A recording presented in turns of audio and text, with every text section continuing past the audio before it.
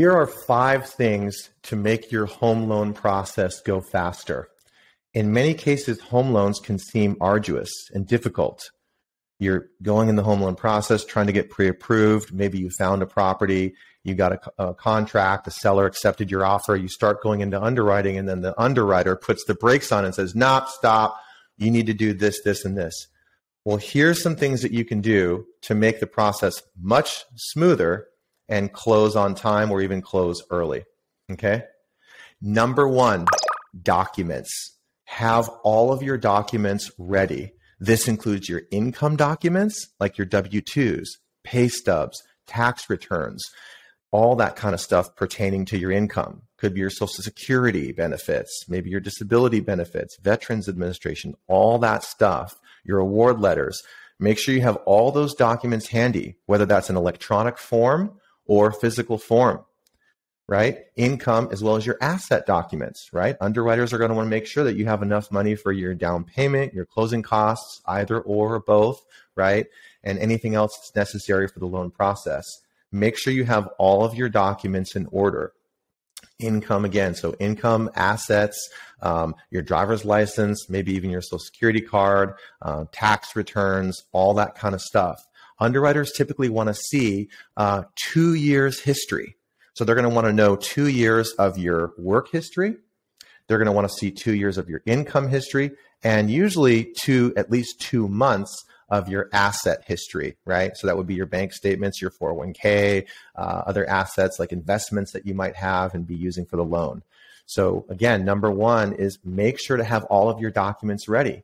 So many times I have clients that don't have their documents ready, and then the next thing you know, it puts a stop to the loan process, because then we have to say, wait, now we got to go get the documents. A classic example is the IRS.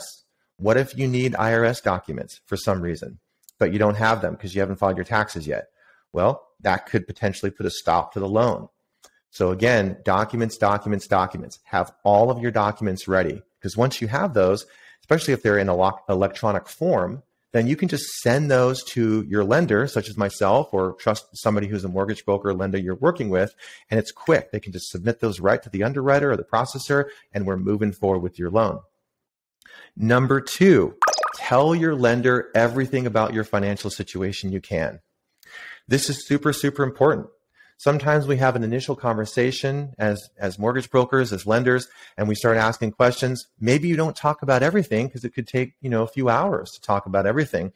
But there are certain things that if you tell your lender up front, that those things could potentially help us to overcome those hurdles prior to them coming up with an underwriter. One example of this is, do you have debts that you pay currently that are not on your credit report? If you do, those can affect your loan process. And if me as a loan officer, if I don't know about those things and I put your file into processing, you could just have the underwriter, once again, they just say, stop, we can't move forward because we need this information. So on the first conversation, try your best to tell your mortgage loan officer everything about that situation so that they can get ahead of it, and that can make it so we can basically unlock that door and get through that hurdle a lot faster, right? So have all those things ready, all the things that may be hidden about your situation. Do you have any tax liens? Do you have past due payments? Do you have bankruptcies? Do you have anything that you're paying in terms of liabilities or difficulties, financial challenges? Is there anything that's in your situation, in your history, that might not be showing on your credit report? Or anything else? Maybe there's something on your title of your current home, or anything that pertains to your finances, your credit, or anything that may be revealed later on down the road, right? Also could be a divorce or something. But provide all that information, as much information up front as you can, because that can help us to just deal with those things right now today and not hold us up from your closing when you're buying a house or refinancing. Okay. Number 3, make sure that all the parties, all the borrowers are on board. Very important, right? We might have an initial conversation and you're thinking about having a co-borrower. Let's say a fiance, a boyfriend, girlfriend, spouse, brother, sister, aunt, uncle, somebody. But maybe you haven't spoken to them yet about this and you don't know. We spend all this time, we have a big conversation, maybe it's 1, 2, 3 hours.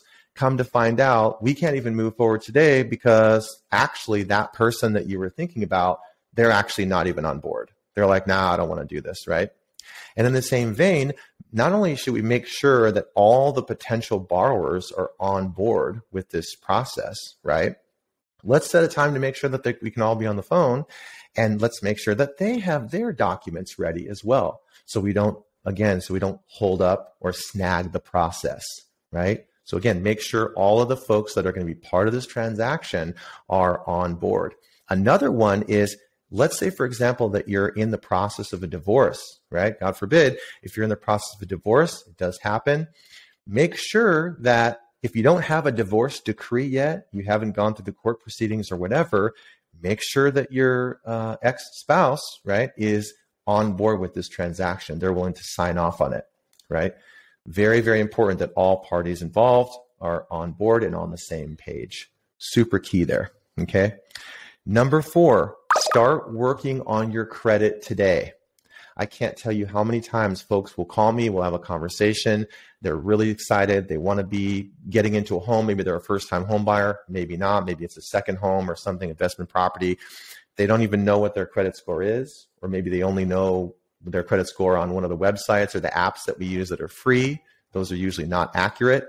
And the next thing you know, we pull the credit and their credit score is like a 520. And we say, well, that's the first thing we've got to do is we've got to work on the credit.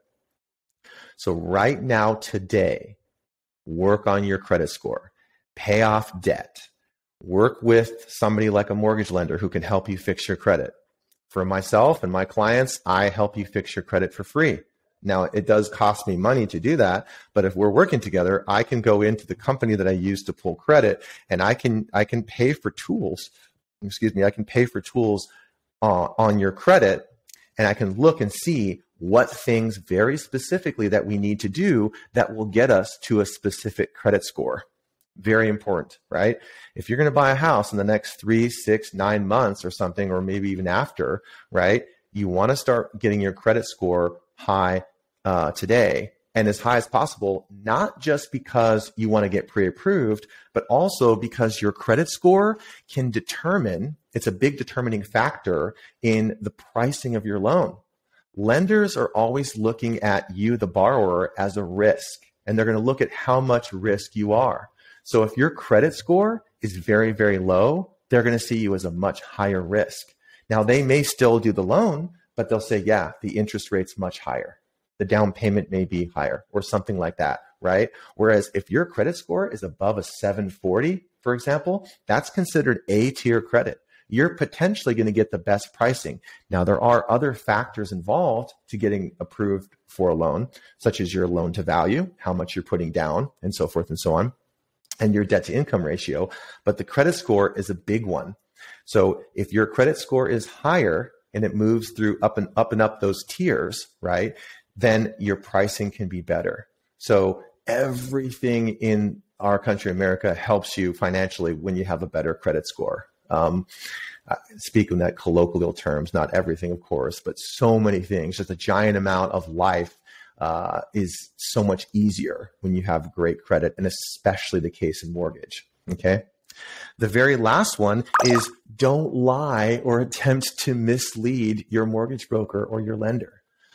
This may sound counterintuitive or somewhat intuitive to you, but I can't tell you how many times there's folks who were coached by another person to withhold information from me as their lender, or maybe they deliberately tell me something that's not true. And then down the line, it just turns out that not me, but the underwriter and their team actually finds out that whatever this person said was not true, or they hid information from us.